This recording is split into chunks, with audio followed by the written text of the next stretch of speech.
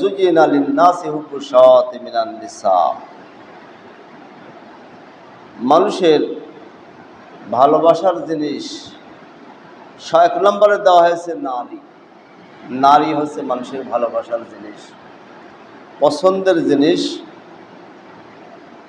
ওয়াল বানিন, তারপরে সন্তান।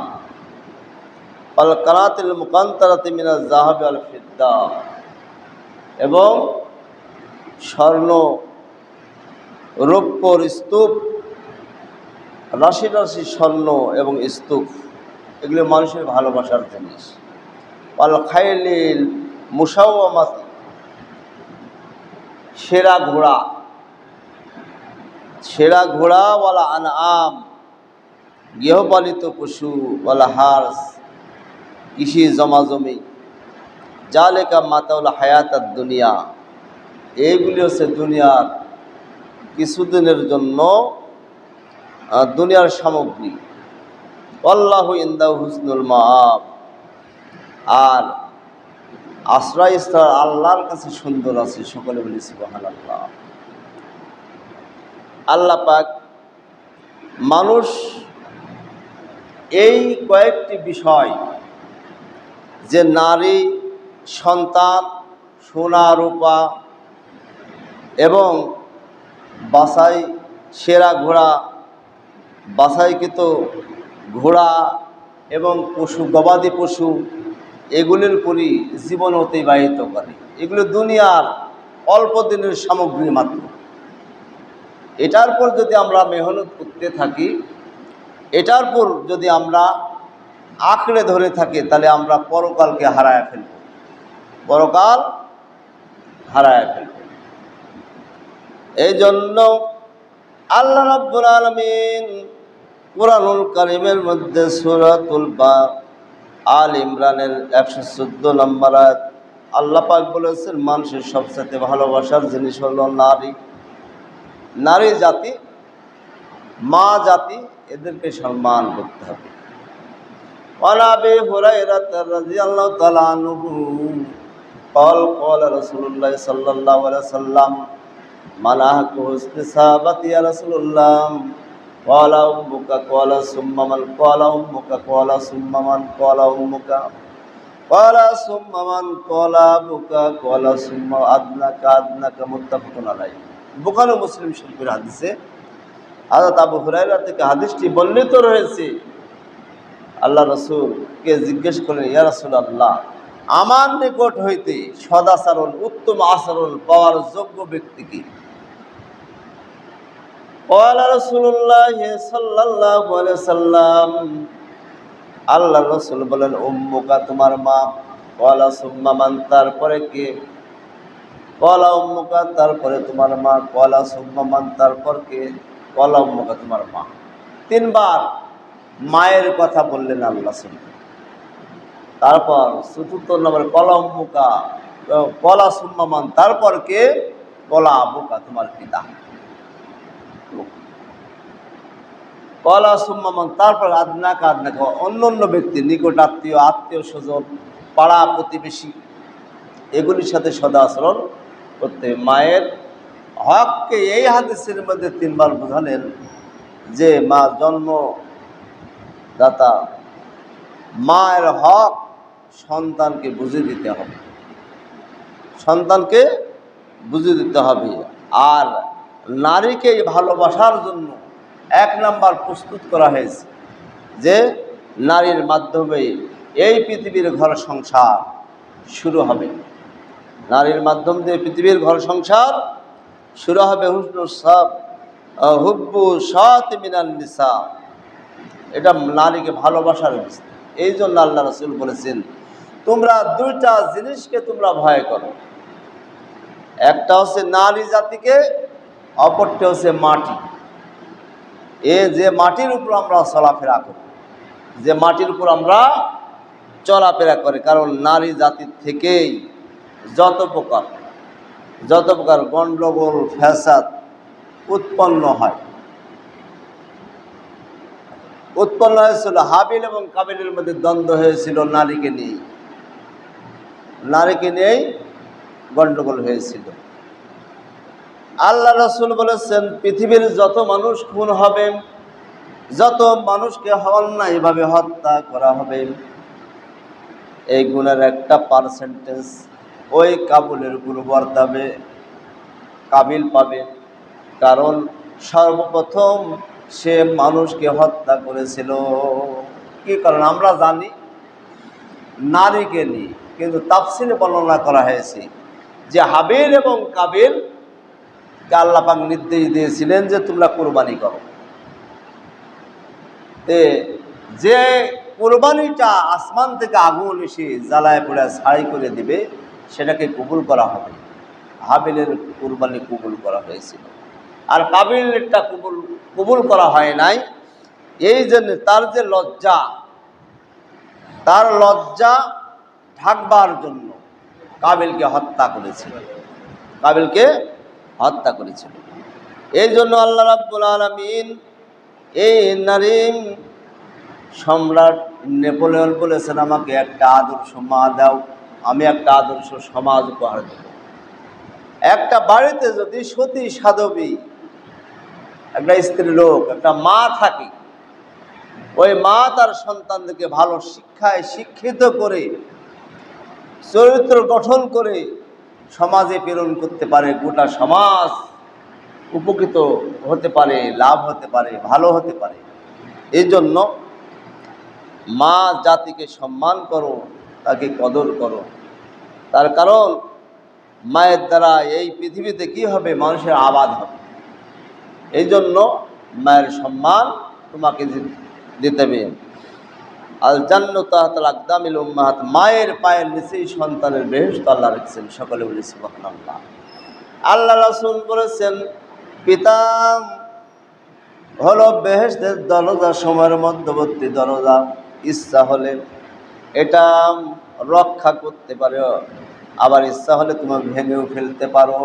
এই জ্ঞান তোমাকে দান করা হয়েছে। বেহেশতের দরজা সময়ের মধ্যবর্তী দরজা। এই জন্য পিতা মাতার সাথে সবসময় সদ্ব্যবহার করতে হবে। আর এই আয়াতের মধ্যে আল্লাহ পাক যুয়িনা লিন-নাসি হুব্বু শাহাওয়াতি মিনান নিসা, ও বান্দা তুমি নারীকে নিয়ে পাগল হলে, নারীকে নিয়ে পাগল হলে, যে নারী জাতির সঙ্গে বিবাহের যে সিস্টেম, হাদিস শরীফে অনেক হাদিসের বিবরণ আল্লাহ রাসূল তুলে দিয়েছেন। বিবাহে যত কম লোক নিয়ে করা যায়, এটা সবচেয়ে উত্তম। এই বিবাহেতে ওলিমা করতে হবে। ওলিমাতে অর্থাৎ বউ ভাতে দাওয়াত দিলে এটা রক্ষা করতে হবে। বউ ভাতে যদি কেউ দাওয়াত দেয়, এটা রক্ষা করতে হবে। বউ ভাত হয় কোথায়? স্বামীর বাড়িতে। বউ ভাত হয় স্বামীর বাড়িতে, স্ত্রীর বাড়িতে, স্ত্রীর পিতার বাড়িতে, কন্যার বাড়িতে, বাপের বাড়িতে। সে যদি ইচ্ছা করে এক গ্লাস পানি আপনাকে দিতে পারে, নাও পারে। আপনি জোর করে এটা আদায় করার কোনো আইন নাই, ইসলামী কোনো আইন নাই। সব পুরুষের বাড়িতে হবে।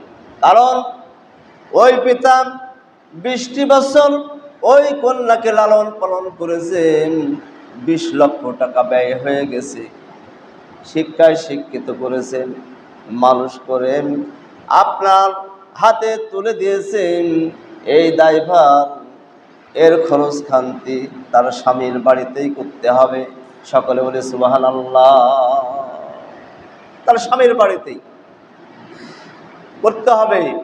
তার পিতার বাড়িতে এক গ্লাস পানিও আপনি চেয়ে খেতে পারবেন না। এবং এই বিবাহিত তোমার অলিমা করো, এই অলিমার জন্য তোমাকে দাওয়াত করো, বউভাতের দাওয়াত করো। মানুষ এসে স্বামীর বাড়িতে খেয়ে যাবে, খাবে এবং তাদের জন্য কি করবে? দোয়া করবে। আল্লাহ রাসূল বলেছেন যে তোমরা ওই কোনো ফাসিকের বাড়িতে বউ ভাতের অথবা বিয়ের দাওয়াত দিলে তোমরা যাবে না। সকলে বলি সুবহানাল্লাহ। ফাসিক কারা? যারা আল্লাহর দিনকে খাটো করেন, আল্লাহর দিনকে কি করেন? আল্লাহর দিনকে নষ্ট করে, আল্লাহর দিনকে বেইজ্জতি করেন, এই দিন ইসলামকে বেইজ্জতি করেন, যাদের বিবাহে গান বাজনা বাজায় তার বাড়িতে খেতে যাওয়া যাবে না, সেই ব্যক্তি হচ্ছে ফাসিক। এর দায় ভাই ওই বাড়ির মালিককে নিতে হবে। পুরো বাড়িতে গান বাজনা বাদ্য বাজিয়ে বিবাহ দিবে, ওই বিবাহ জায়েজ হবে না। আল্লাহ রসুল হাদিস শরীফের মধ্যে বর্ণনা করেছেন, সকলে বলি সুবহানাল্লাহ।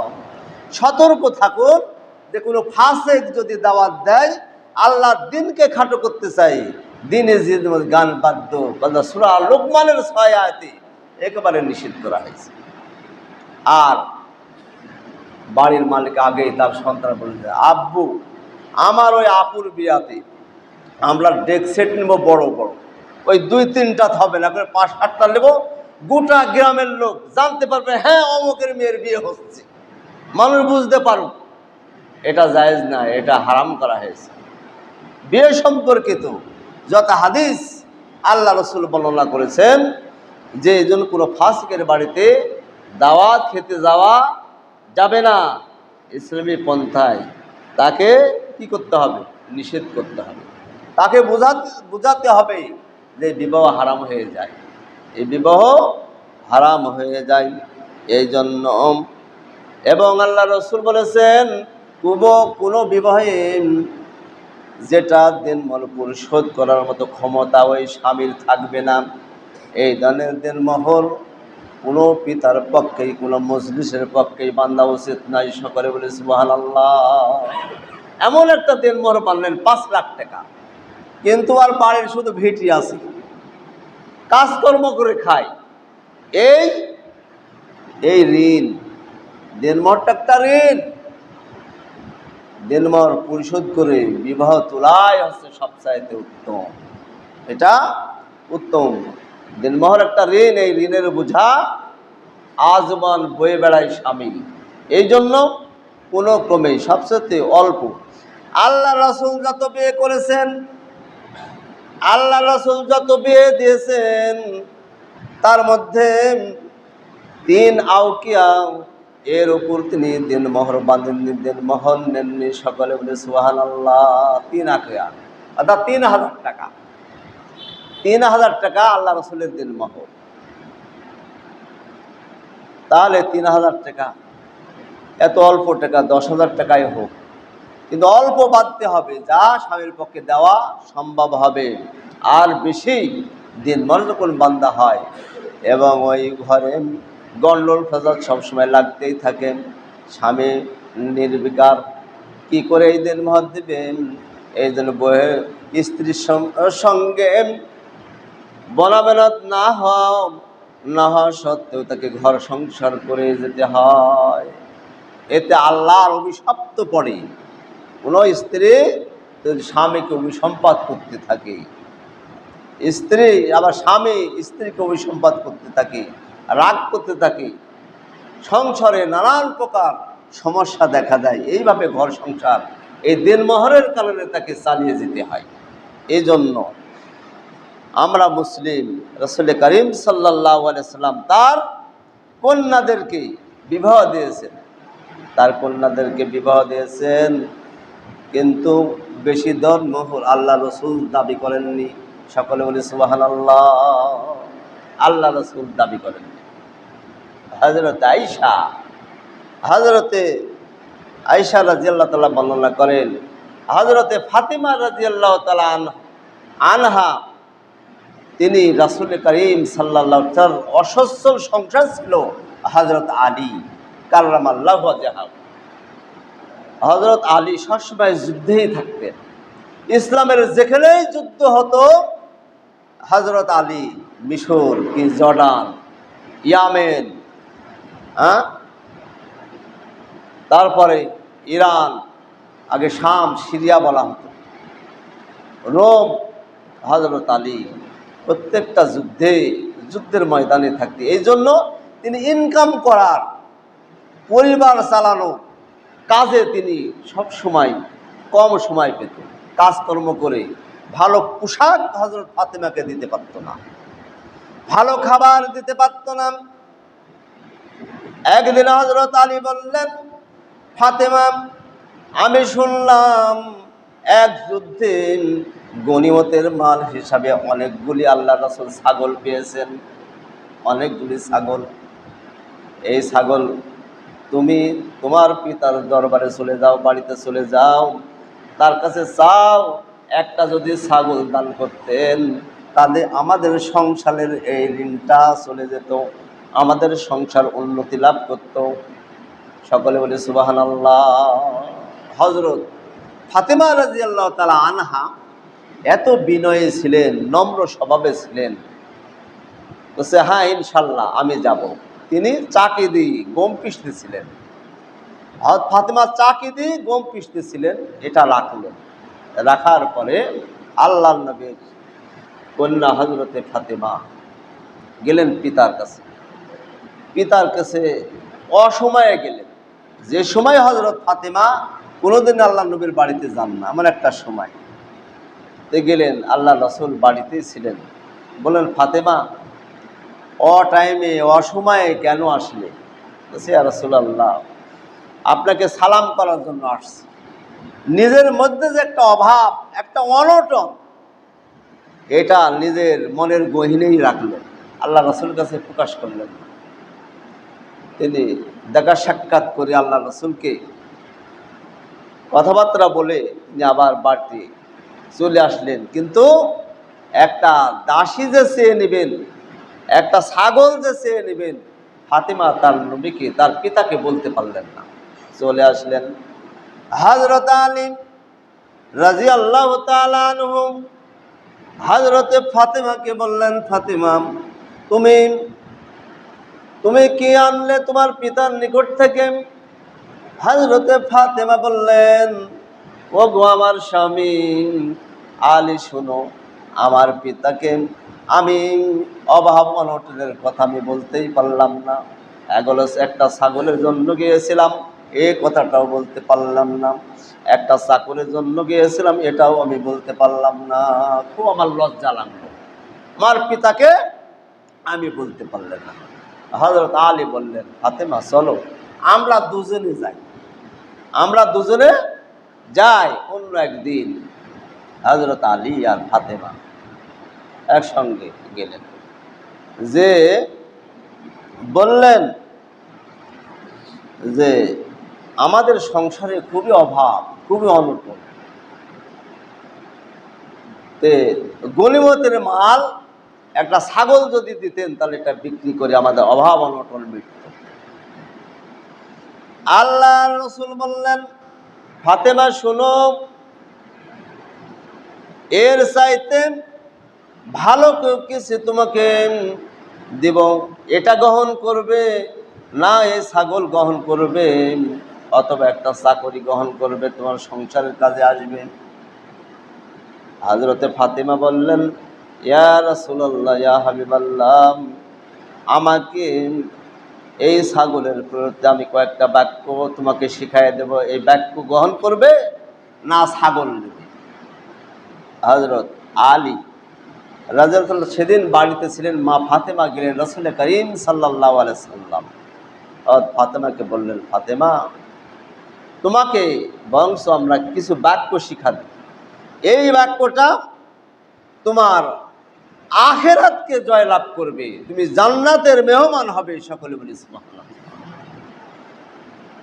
আল্লাহ রাসূল বললেন ফাতেমা শোনো, এই বাক্যটা ইয়া আউয়ালাল আউয়ালিন ইয়া আখিরাল আখিরিন ইয়া যাল কুওয়াতুল মাসিল ইয়া রাহিমুল মাসাকিন।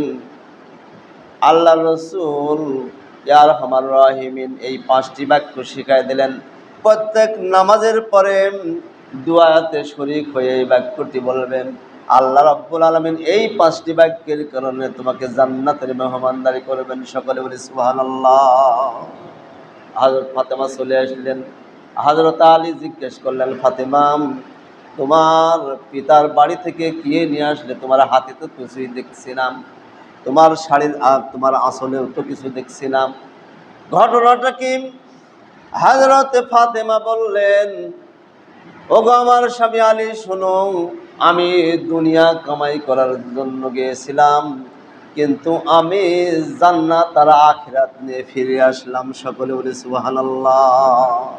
ইয়া আউয়ালুল আউয়ালিন ইয়া আখিরাল আখিরিন ইয়া জাল কুওয়াতুল মতিন, ইয়া রাহিমুল মাসাকিন, ইয়া আরহামার রাহিমিন। এই 5টি বাক্য কবি ইয়া ওয়ালাল আমিন, আল্লাহ তুমিই প্রথম আর তুমিই শেষ, তোমার আগেও কিছু নাই, পরেও কিছু নাই। কুল্লু মা আলাইহা ফান, সব কিছু ধ্বংস হয়ে যাবে, আল্লাহ থাকবে।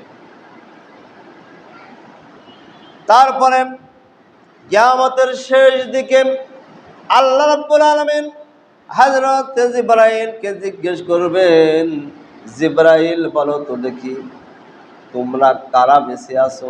সব ধ্বংস যখন হয়ে যাবে, জি ইয়া রাসূলুল্লাহ, ইয়া আল্লাহ আমরা 4 জন বেঁচে আছি। সকলে বলি সুবহানাল্লাহ। কয়জন? 4 জন। আমি জিবরাইল, মিকাইল, হযরত ইসরাফিল, হযরত আজরাইল। আল্লাহ রাব্বুল আলামিন বলবেন মুতু, তোমরা মরে যাও, তোমরা মরে যাও। তখন হযরত জিবরাইল মারা যাবে, ইসরাফিল মারা যাবে, মিকাইল আলাইহিস সালাম মারা যাবে, আর আজরাইল শেষে মরবেন। মৃত্যুর সময় একটা চিৎকার দিবে, এই চিৎকারে যদি কোনো পাথরের মধ্যে একটা কোনো কীট পতঙ্গ, কোনো পোকামাকড় যদি বেঁচে থাকে, ওই চিৎকারে মারা যাবে। সমুদ্রের অতল গহীনে কোনো পাথরের মধ্যে পোকামাকড় থাকলে, কোনো জঙ্গলে কোনো জানোয়ার বেঁচে থাকলেন, এই চিৎকারে সকলে মারা যাবে। সকলে বলে সুবহানাল্লাহ। কেউ বেঁচে থাকবে না। আল্লাহ রাব্বুল আলামিন তখন আল্লাহ নিজেই প্রশ্ন করবেন, নিজেই উত্তর দিবেন, কেউ থাকবে না, কোনো প্রাণী জগতের কেউ বেঁচে থাকবে না। আল্লাহ বলবেন, ইয়া দুনিয়াম আইনা সাজারুকি, হে দুনিয়া তোর গাছগুলি কই, তোর গাছগুলি কই, যা পৃথিবীকে সুশোভামণ্ডিত করত। গাছপালা না থাকলে কি পৃথিবীটা ভালো লাগবে? মরুভূমির যায় দেখেন কিছু ভালো লাগে না, শুধু ধুধু করে। সাগরের মধ্যে দাঁড়িয়ে তাকালে শুধু কি হয়ে যায়, ধুধু দেখা যায়, ভালো লাগে না। আর গাছপালা দ্বারা পৃথিবীকে সমৃদ্ধশালী করা হয়েছে। ইয়া দুনিয়া আইনা সাজারুকি। আবার আল্লাহ জিজ্ঞাসা করবেন, ইয়া দুনিয়া আইনা জিবানুকি, তোর পাহাড়গুলি কই, পাহাড়গুলি কই, যা পৃথিবীকে সুন্দর করে সাজানো হতো। যখন এই আল্লাহ রাব্বুল আলামিন এই দুনিয়াটা সৃষ্টি করেছেন, এই দুনিয়াটা হেলতো দুলতো পানির উপর আছে, দুনিয়াটা পানির উপর আছে। আল্লাহ পাহাড়কে তৈরি করে প্যারাক হিসাবে গেড়ে দিয়েছেন। সকলে বলি সুবহানাল্লাহ। হ্যাঁ, প্যারাক হিসাবে গেড়ে দিয়ে, এই জন্য পৃথিবী নড়াচড়া করে না, পৃথিবীর নড়াচড়া করে না। আল্লাহ রাব্বুল আলামিন আবার জিজ্ঞেস করলেন, আয়না জাব্বারিন, এ পৃথিবী তোর ওই সব স্বৈরাচারীরা কোথায়? ওই সব স্বৈরাচারীরা কোথায় যারা মানুষের গালে থাপ্পড় মারলে জমিন কেড়ে নিত, অন্যায়ভাবে মানুষকে কষ্টের ফাঁদে ফেলত, মানুষকে হত্যা করত, মানুষের জোরপূর্বক জিনা করত, ধর্ষণ করত, ওই সব স্বৈরাচারীরা কোথায়? সেদিন আর কেউ উত্তর দেওয়ার থাকবে না। আল্লাহ বলবেন নাই, কেউ নাই। আল্লাহ রাব্বুল আলামিন হযরত ইসরাফিল, হযরত আজরাইল, হযরত মিকাইল, হযরত জিবরাইল, এই ফেরেশতাগুলিকে আবার আল্লাহ পাক তৈরি করবেন। সকলে বলি সুবহানাল্লাহ। হযরত ইসরাফিলকে বলবেন, ইসরাফিল তুমি বাঁশিতে 2 নাম্বার ফুঁটা বাজাও, দ্বিতীয় ফুৎকার দিবে, কবর ফেটে ফেটে মানুষ মাথার মাটি ঝাড়তে ঝাড়তে কবর থেকে উঠে দাঁড়াবে। সকলে বলি সুবহানাল্লাহ। সর্বপ্রথম উঠবেন আমাদের প্রিয় নবী মুহাম্মদ রাসূলুল্লাহ সাল্লাল্লাহু আলাইহি সাল্লাম বলেছেন, সর্বপ্রথম উঠবেন আমাদের প্রিয় নবী আকায়ে নামদার তাজদারে মদিনা বিশ্বনবী জনাবে মুহাম্মদুর রাসূলুল্লাহ সাল্লাল্লাহু আলাইহি সাল্লাম সর্বপ্রথম কবর থেকে উঠবে। এরপরে আস্তে আস্তে সবাই কি হবে, কবরের মাটি ফেটে উঠবে। সিরিয়া রাসূলকে বলা হয়েছে, ইয়া রাসূলুল্লাহ কিয়ামতের মাঠটা, হাসরের মাঠটা পৃথিবীর কোন জায়গায় তৈরি হবে?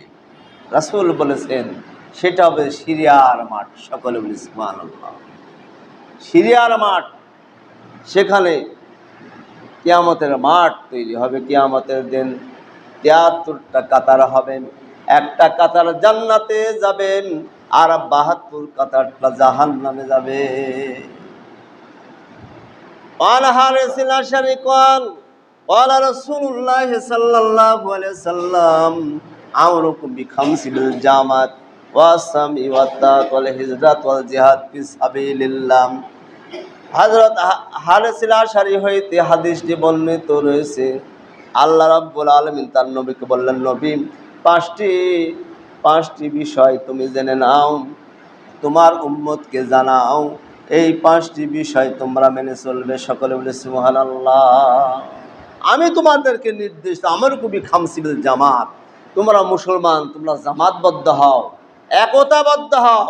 ইউনিটি ইজ স্ট্যান্ড, একতাই বল। তোমরা মুসলমান এক হও, তোমরা এক দলে বিভক্ত হও। আমরা বেঁচে থাকতে আল্লাহ রাসূলের দল করি না, মরে যাওয়ার পর দল পাল্টানোর কোনো সুযোগ নাই। আমরা যখন মানুষকে কবরে রেখে আসি, মানুষকে কবরে রেখে আসি কোথায়? আল্লাহ রসুলের দলের উপর রেখে আসি। আল্লাহ রসুলের দলের উপর আমরা রেখে আসি, কিন্তু মৃত্যুর পর দল ত্যাগ করার এই পরিবেশ তো নাই। বিসমিল্লাহ ওয়ালা মিল্লাতে রাসূল, আমরা আল্লাহর হুকুমে রাসূলের মিল্লাত, রাসূলের দলের উপর রেখে আসলাম। কিন্তু দুনিয়ার বুকে এই মানুষটা হিজবুল্লাহ আল্লাহর দল করে নাই, হিজবুশ শয়তান, তারা মানুষের দল করেছে, শয়তানের দল করেছে। মানব রচিত যত মত দল আছে, মানুষকে যদি এভাবে ডাকা হয়, ফাওয়াজু জাহান্নাম, সে জাহান্নামে যাবে। ওয়া ইনসামা ওয়া সাল্লাহু মুসলিম, একজন সাহাবী বললেন, ইয়া রাসূলুল্লাহ, ইয়া হাবিবাল্লাহ, ওই মানুষটি যদি নামাজ পড়েন, ওই মানুষটি যদি রোজা করেন, তারপরেও কি সে জাহান্নামে যাবে? রাসূল বললেন, ফাওয়াজু জাহান্নাম, তারপরেও সে জাহান্নামে যাবে। জীবিত থাকতেই যদি হিজবুল্লাহ আল্লাহর দল না করা হয়, শয়তান মানুষের দল হলো, সব মানুষ যদি মানব রচিত মত পথের দিকে ডাকা হয়, মানুষের জ্ঞান হচ্ছে অসীম আর আল্লাহর জ্ঞান হচ্ছে সসীম। সসীম জ্ঞান, অসীম জ্ঞান দ্বারা কোনো সসীমের খেদমত করা যায় না। এই জন্য আল্লাহ রাব্বুল আলামিন বলেন, ক্বালা রাসূলুল্লাহ সাল্লাল্লাহু আলাইহি সাল্লাম, মান আহাব্বা লিল্লাহ ওয়া আবগাদা লিল্লাহ ওয়া আতা লিল্লাহ ওয়া মানা লিল্লাহ ফাকাস্তাকমালা মিনাল ঈমান। আল্লাহ রাসূল বলেছেন, যদি কাউকে ভালোবাসো, আল্লাহর জন্য ভালোবাসো, কাউকে দান করো, আল্লাহর জন্য দান করো, দান থেকে বিরত থাকো, আল্লাহর জন্য করো, তাহলে ওই ব্যক্তি কি পরিপূর্ণ ঈমান পূর্ণ করলো। সকলে বলে সুবহানাল্লাহ। আল্লাহ রাসূল বললেন, রাদিতু বিল্লাহি রাব্বা ওয়া বিল ইসলামি দীনা ওয়া বি মুহাম্মাদুর রাসূলুল্লাহ সাল্লাল্লাহু আলাইহি ওয়াসাল্লাম নবী ওয়া রাসূলাম, যে ব্যক্তি বলল আল্লাহ আমার রব আর ইসলাম আমার দিন জীবন ব্যবস্থা আর মুহাম্মদ সাল্লাল্লাহু আলাইহি ওয়াসাল্লাম আমার নবী আর নেতা, ওই ব্যক্তি ঈমানের স্বাদ চাখতে পেরেছে। সকলে বলে সুবহানাল্লাহ। ওই ব্যক্তি ঈমানের স্বাদ চাখিয়াছে, তাছাড়া ঈমানের স্বাদ চাখা সম্ভব নয়। আমার নেতা, আমার দিন জীবন ব্যবস্থা যদি উল্টা পাল্টা কিছু অবলম্বন করি, তাহলে আমরা ইসলাম থেকে ফারেক হয়ে যাব। ইসলাম থেকে, যে ব্যক্তি ইসলাম থেকে 1 বিঘত পরিমাণ দূরে সরে গেল, ইসলামকে গলদেশ থেকে দূরে ছুঁড়ে ফেলল। এই জন্য যা করব আমরা ইসলামকে ঘিরেই করব, ইসলামের উপর থাকব। এই জন্য আল্লাহ পাক বলেন, যুয়্যিনা লিন-নাসি হুব্বুশ শাহাওয়াতি মিনান নিসাম, দুনিয়ার বুকে মানুষের ভালোবাসার জিনিস হচ্ছে নারী। এই নারীকে কেন্দ্র করে এই দুনিয়াটাকে যদি গড়তে যাই, আখেরাতকে ভুলে যাই, তাহলে আমি আখেরাত হারা ফেলব। ওয়াল বানিন, সন্তান ওয়াল কানাতিল মুকান্তারাতি মিনাজ যাহাবি ওয়াল ফিদ্দাত, সোনা রূপার স্তূপ, ওয়াল খাইল মুসাওমাতি, আর সেরা ঘোড়া, গৃহপালিত পশু, কিছু সম্পদ, এগুলি দুনিয়ার সামান্য দিনের জন্য তোমাদের হাতে করে দিয়েছে। এই টাকা নিয়ে যদি তোমার জীবনটা অতিবাহিত করো, এই জিনিস, এই সংসার, এই বউ, এই বাচ্চা, সব কিছু এটাকে ঘিরেই যদি তোমার সময়টা একবারে শেষ করে দাও, তোমার 60টি বছর তোমার জীবন হলো, অথচ তোমার জীবনটাকে ইসলাম দিয়ে সাজাতে পারলে না, ইসলাম দিয়ে তুমি গড়তে পারলে না, এই জীবনটা ব্যথা হয়ে যাবে, বৃথা হয়ে যাবে। দুনিয়াতে এই জিনিসগুলি দিয়ে চলতে হয়, তার মানে এই নয় এই টাকা নিয়েই তোমার জীবন শেষ করবে। তোমার নামাজ, কালাম, হজ, যাকাত, ইসলামের যত বিধিবিধি আছে, একামতের দিন, সমস্ত এই দিনগুলি দিয়ে যদি আমরা ইবাদত করতে পারি, তাহলে পরকালে আমাদের জন্য খুশির খবর আছে। ওয়াল্লাহু ইনদাহু হুসনুল মাআব, আর আশ্রয়স্থল হিসাবে আল্লাহর কাছে সবচেয়ে সুন্দর আশ্রয়স্থল আছে। এই জিনিসগুলিকে কেন্দ্র করে আমরা পৃথিবীতে বসবাস করব, সংসার করব, সমস্ত কিছু জীবন অতিবাহিত করব, তা নয়। তোমরা আখিরাতের কাজ করতে থাকো, আর আখিরাতে আল্লাহর কাছে সুন্দর আশ্রয়স্থল আছে। হে নবী, আপনি বলে দিন, এর চাইতে কি উত্তম কোনো কিছু আমি কি বলে দেব? বলে দেব, খায়রা মিন যালিকাম লিল্লাযিনা তাকিন্দা রাব্বিহিম, তোমরা যদি তাকওয়ার পথ অবলম্বন করতে পারো, তাকওয়া কি আঁকড়ে ধরে থাকতে পারো, তাহলে তোমাদের জন্য আল্লাহ রাব্বুল আলামিন জান্নাতিন তাজরি মিন তাহতিহাল আনহার, এমন জান্নাত দান করবেন যার তলদেশ দিয়ে নহর সমূহ প্রবাহিত থাকবে। সকলে বলি সুবহানাল্লাহ। জান্নাত প্রবাহিত থাকবে, তাহতিহাল আনহার খালিদিনা ফিহা চিরদিন সেই জান্নাতে অবস্থান করবে। বলে আজও মুতাহাত্তার, সেখানে পবিত্র স্ত্রী থাকবে। এই হাদিস, এই কোরআনের এই শব্দের ব্যাখ্যায় বলা হয়েছে, এই আজওয়াজ এটা স্বামী এবং স্ত্রী উভয়ের ক্ষেত্রে ব্যবহার হয়।